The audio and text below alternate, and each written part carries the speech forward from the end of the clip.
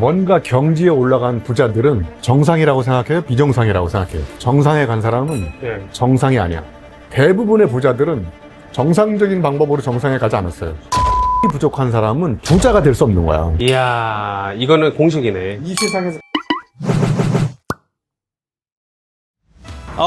복PD. 지금 채널이 계속 커지고 있는데 쓸데없는 영상 찍으면 안 본다고. 근데 대표님 여기는 어쩐 일이십니까? 내 동생이 하는 식당이야. 이 동네 촬영해서 내가 여기로 온 게 아니라 오늘 나는 어마무시한 돈 벌 수 있는 리더를 또 모시고 또 내 동생도 오랜만에 보고 너무 좋지. 빨리 들어와라. 네. 잘생겼지? 짜증난다 이게. 안녕하세요. 네, 안녕하세요.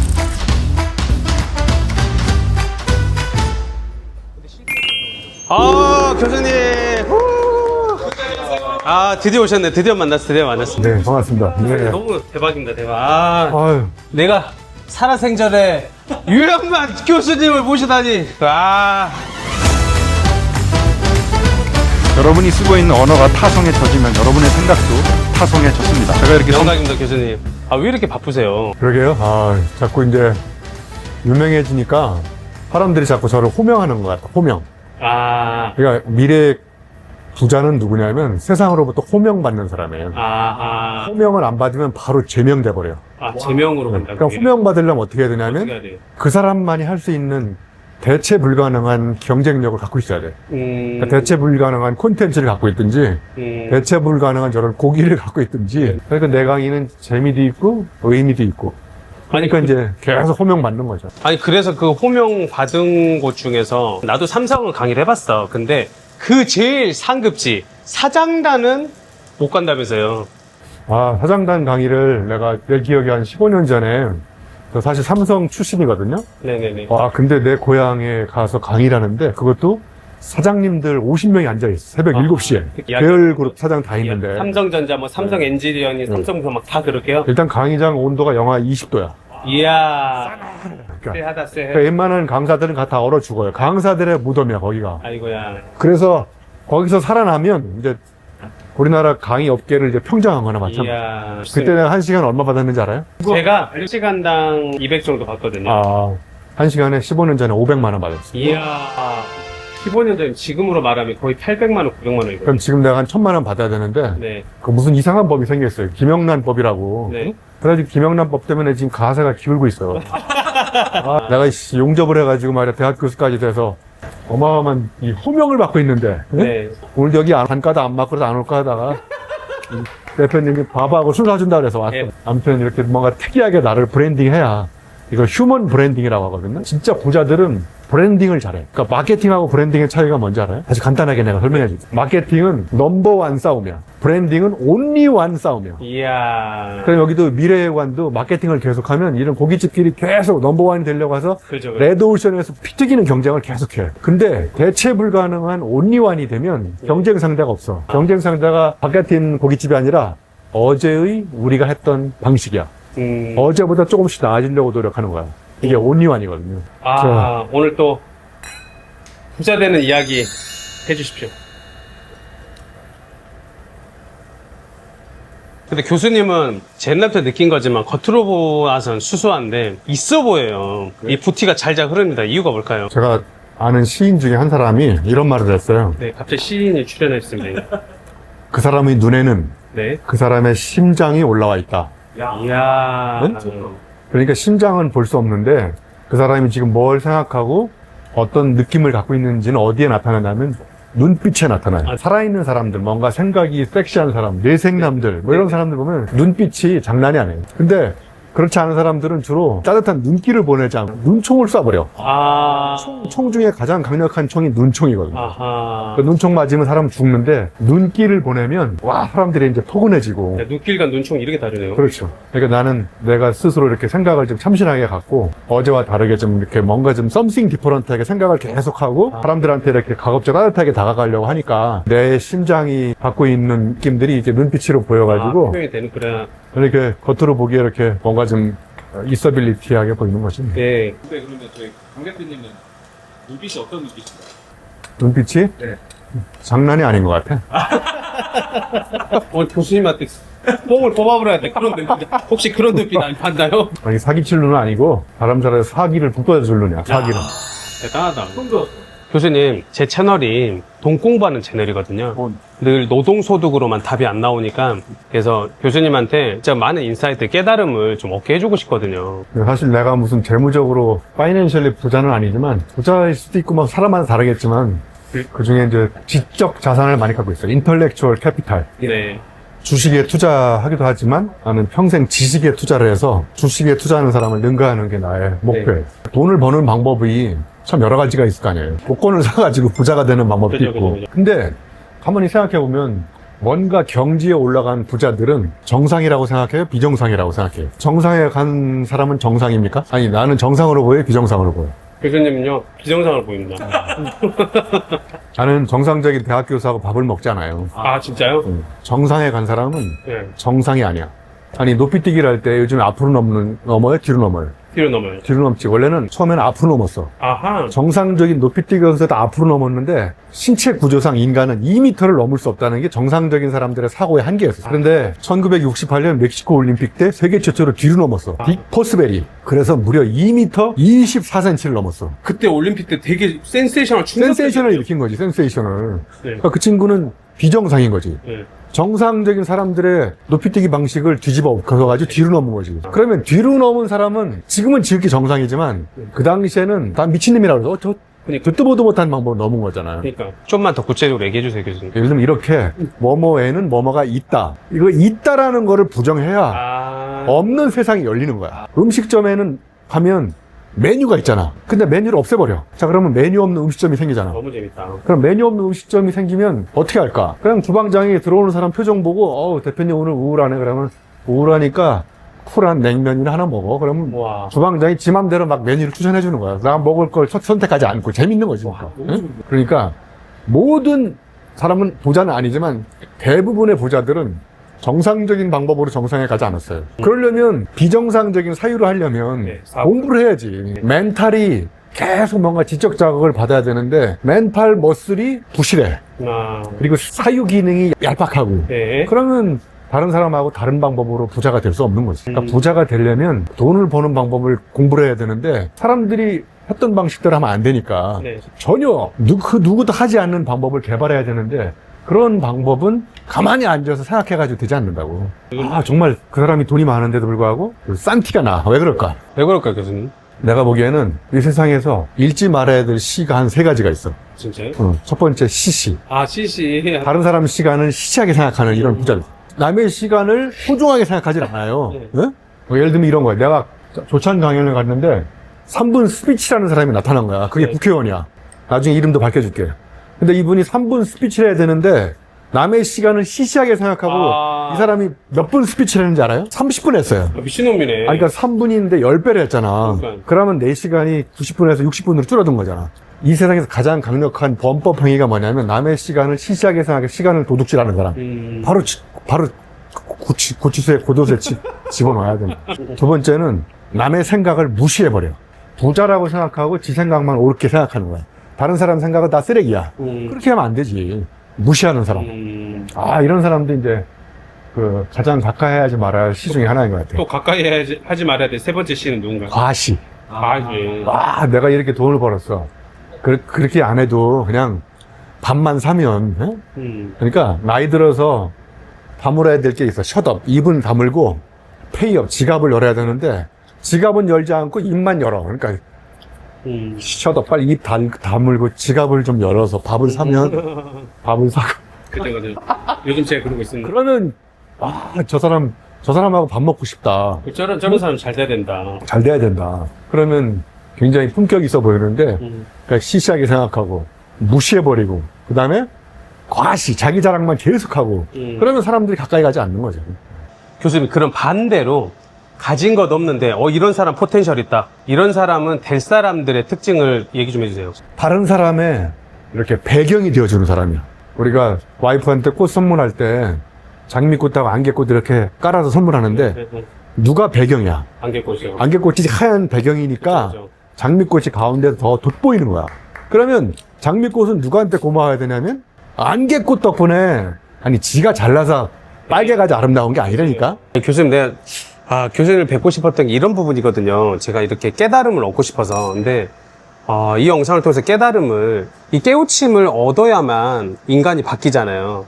백날 우리가 공부해라, 바뀌어라 해도 안 바뀌거든요. 방구석에서만 아가리 파이트하고 아무것도 안 하면서 아무것도 안 한 사람들이, 그러니까 아무 일도 일어나지 않잖아요. 여기서 갑자기 떠오르는 광고 중에 네. 일본 철도 광고가 있어요. 저펜 레일로드 JR. 거기에 이런 말이 있어요. 어떤 말? 모험이 부족한 사람은 좋은 어른이 될 수 없다. 그럼 이거를 부자 대입해 보면 모험이 부족한 사람은 부자가 될 수 없는 거야. 이야, 이거는 공식이네. 이 세상에서 가장 강력한 보험이 뭐냐면 모험이야. 체험, 경험, 이런 허무들한 모험. 이런 게 있어야 엄청난 시련과 역경에서도 흔들리지 않는 강력한 디딤돌을 갖고. 여러분, 지금 당장 프로필 메시지가 다 지금 바뀔 것 같습니다. 모험이 없으면 절대 부자가 될 수 없다. 책을 이번에 102번째 필요하셨잖아요. 나 처음 봤어. 그리고 책이 어떤 의미인지 정말 궁금해요. 30년 만에 책을 100권 냈으니까 1년에 3.5권 정도 낸 거죠. 나한테 책은 어떤 의미냐면, 책은 또 거울이야, 거울. 왜 거울이에요? 책을 안 읽는 사람은 거울을 안 보는 거하고 똑같은 거야. 그러니까 예를 들면 자기 허물을 모르는구나. 그렇지, 반성을 하게 만드는 거야. 유영만 교수 책을 읽으면 교수님은 이렇게 이런 킬리만자로 올라갔다 오셨네. 사하라 사막도 갔다 오셨네. 와, 근데 교수님이 이렇게 사시는데 나는 왜 이 모양 이 꼴로 살고 있지? 나를 반성하게 만드는 게 책이에요. 성찰해라. 성찰. 그다음에 책은 또 창문이야, 창문. 갑자기 또 창문이에요? 왜냐면 책을 한 권도 안 읽는 인간은 창문이 하나도 없는 깜깜한 방에서 세상을 내다보는 거야. 근데 책을 한 권 읽은 사람은 창문이 1개짜리가 생겨. 그러면 책을 2권 읽은 사람은 창문이 2개야. 나같이 책을 1년에 수십 권 읽는 사람은 창문이 수십 개가 생긴 거야. 그러니까 세상을 보는 창문이 수십 개인 사람하고 세상을 보는 창문이 하나도 없는 인간이 하나밖에 없는 인간하고는 세상을 다르게 보는 관점이 완전히 다른 거죠. 교수님, 저는 그럼 2,000권을 이제까지 넘게 봤거든요. 그럼 2,000개의 창문이 있는 거야. 그러면 저긴 거기서 인사이트를 계속 창문을 넘어갈 수 있는 그 인사이트가 저는 보이겠네요. 그렇죠. 이야. 이제 책을 좀 더 고급지게 표현하면 책을 많이 읽은 사람의 특징은 지성의 폐활량이 풍부해. 그러니까 지성의 폐활량이라는 게 뭐냐면 처음 들어봤어요. 책을 많이 읽은 사람은 어떤 위기에 처하거나 네. 복잡한 문제를 만나거나 난국에 처해도 조급해하지 않아. 서두르지 않아. 왜냐면 이게 지적 인내심이 멘탈 머슬이 강한 거야. 그러니까 이제 문제가 터지면 내가 갖고 있는 책 읽은 거하고 문제 상황하고 대입을 해가지고 하나씩 실타래를 풀듯이 이렇게 대입을 해보는 거야. 책을 별로 안 읽은 사람들은 막 왔다 갔다 하는 거야. 왜냐면 내 안에서 그 문제를 해결할 수 있는 솔루션의 아이디어들이 하나도 없는 거야. 거의 없는 거야. 그러니까 막 왔다 갔다 하고 조급해하니까, 그러니까 아마추어하고 프로의 차이가 뭐냐면 아마추어는 조급해. 프로는 아무리 바빠도 난국이 와도 느긋한 긍정심이 있구나. 평정심이 있어. 그래서 이걸 지성의 폐활량을 다른 말로 얘기하면 지적 인내심이 강한 거야. 와. 멘탈 머슬이, 이게 근육이 빵빵해가지고 웬만한 시련이었고 확 찔러도 꿈쩍도 안 할 정도로. 제가 책을 보면서 프로블럼 2 솔루션이 나왔던 게 책을 통해서 얻었거든요. 그리고 또 하나는 책을 본다고 성공하지 않는다. 다만 부자들, 성공한 사람들은 책을 본다, 독서를 한다 했거든요. 그럼 궁금한 게, 성공하는 리더들은 다 책을 많이 끼고 살잖아요. 왜 그럴까요? 부자들의 무기 중에 하나가 뭔가 이렇게 경지에 있는 사람들을 보면 상대방의 마음을 훔치는데 탁월한 재주를 갖고 있는 것 같아요. 그러니까 부자들은 고객의 마음을 훔쳐. 네. 정치가는 국민의 마음을 훔치고, 네. 나같이 나같이 강사들은 이제 청중들의 마음을 훔치고. 네. 그러니까 유튜브를 찍고 있는데 유튜브를 보는 사람들의 마음을 내가 훔치려고 온 거잖아. 그러니까 물건을 훔치면 범인이지만 네. 마음을 훔치면 연인이 됩니다. 네? 그러니까 부자들의 무기가 네. 첫 번째, 책을 읽고, 그러니까 말을 자기가 말로 만드는 거야, 말. 아무리 생각이 깊어도 표현이 엉성하거나, 봐보세요. 저 경제에 있는 사람들 보면 그 한마디에 사람들의 마음을 훔치는 걸로 돼 있어요. 네. 그는 무기가 말빨이야, 말빨. 말빨. 그러니까 세상을 뒤집으려면 산발이가 필요해요, 산발이. 산발이. 오늘 뭐 제가 너무나 많은 걸 공개하는데, 첫 번째 말빨. 말빨. 광고나 마케팅 다 카피 봐보세요. 다 말 그러네. 훔치는 거야. 그러네. 그 다음에 이제 글빨이 필요해. 글빨. 그러니까 말하는 거하고 글로 쓰는 거는 천지차이예요. 말은 잘하는데 글로 못 쓰는 사람이 많아요. 맞아요. 그러니까 정말 부자가 되고 싶은 사람들은 자기가 어떻게 사업 경제를 얻고 내가 갖고 있는 이 독특한 상품을 고객들의 마음을 훔치려면 말도 잘해야 되고 카피라이팅 스킬에서 글도 잘 써야 돼. 표현력이네. 세 번째 무기가 뭐냐? 뭐가 필요할 것 같아? 얼굴빨인가요? 끝발. 이야. 이게 한 잔에, 와. 말발, 글발, 끝발. 제 교수님 팬이에요. 어. 이제 나이 먹어갈수록 그리고 잘된 사람들, 잘 풀린 사람들의 특징들이 뭐가 있을까요? 그런 사람들은, 이게 전문 용어로 얘기하면 맥락적 사유를 잘하는 사람이야. 우리가 쑥맥이라고 그러잖아요, 쑥맥. 네, 왜 숙맥이에요? 맥을 잘 못 파악하니까 쑥맥인 거야. 그러니까 이런 거죠. 내가 이 상황에서 주연인지 조연인지를 파악해야 돼. 내가 어느 강연에 초대를 했는데 게스트 스피커로 그러면 내가 주연인 거야. 게스트 스피커로 온 사람 3명은 조연인 거야. 그럼 이 사람들은 자세를 낮추고 주연을 띄워줘야 되는 게 맥락적 사유를 잘하는 거야. 아하. 근데 이 친구가 와가지고 와 관중이 500명 모여 있는 거야. 절호의 찬스가 왔네. 정신 나갔네. 갑자기. 내가 여기서 한마디 해야 되겠다. 잠시 이제 헷가닥한 거야. 그래가지고 지가 조연인데 주연으로 시작하는 거야. 그리고 제한 시간이 10분인데 30분을 또 해. 그러면 이제 이건 맥락을 파악을 못하는 거야. 뭔가 잘된 사람들 보면 맥락을 잘 파악해. 교수님 너무 소름 돋는 게 봉PD 우리 창업자들은 그러니까 성공한 사람들 특징들은 문제를 해결한 사람이거든. 근데 그 문제를 해결하려면 관찰력 이게 살펴봐야 되거든. 볼관자거든. 자기가 정말 좋은 얘기를 한 게 공감 능력이 있어야 돼. 공감 능력은 타인의 아픔을 가슴으로 사랑하는 능력이야. 그러니까요. 사랑하는 능력. 공감 능력이야말로 인간이 가져야 될 가장 숭고한 미덕 중에 하나야. 왜냐면 머리가 아프다는 얘기는 계산을 하고 있다는 거야. 계산. 이해타산을 따지고 있다는 거야. 근데 가슴이 아프다는 거는 나한테 손해가 됨에도 불구하고 몸을 던져. 그래서 그 상대방 아픔을 치유하려고 행동을 하기 시작하는 거야. 그러니까 시어머니가 아프면 머리가 아프냐면 나의 어머니가 아니야. 남의 편, 남편의 어머니니까 머리가 아픈 거야. 계산하니까. 친정엄마가 왜 가슴이 아파? 나를 낳아준 어머니잖아. 그러니까 저 친정엄마의 아픔이 나의 아픔하고 동일한 거야. 그게 가슴이 아픈 거지. 최근에 교수님 AI 관련된 또 책을 쓰셨더라고요. 모두 인공지능 백신을 맞았는데 아무도 똑똑해지지 않았다. 이게 무슨 말이에요, 교수님? 오늘 시 얘기를 많이 하는데 네. 이성복 시인이 있어. 이성복. 그날이라는 시를 썼는데 이 사람이 거기다 이렇게 했었어. 모두 병들었는데 아무도 아프지 않았다. 그러니까 사람들이 병들어 있어. 근데 자기 병에 걸려 있는지 모르고 그냥 사는 거야.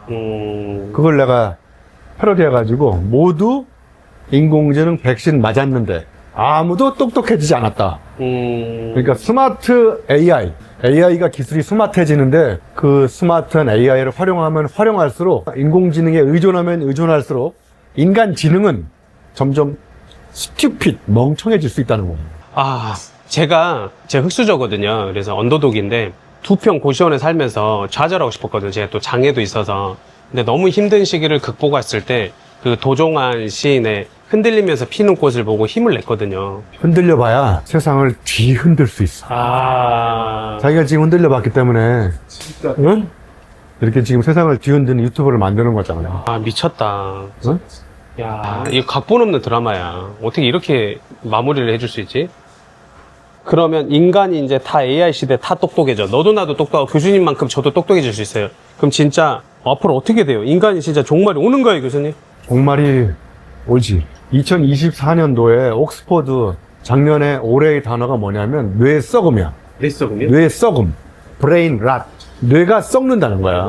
왜냐하면 뇌가 왜 썩냐면 사람들이 이제 텍스트를 안 읽어요. 책을 안 읽고 숏폼, 릴스, 카톡, 틱톡 이런 거만 이제 보니까 뇌가 수많은 정보가 계속 들어오는 거야. 그러니까 열이 나.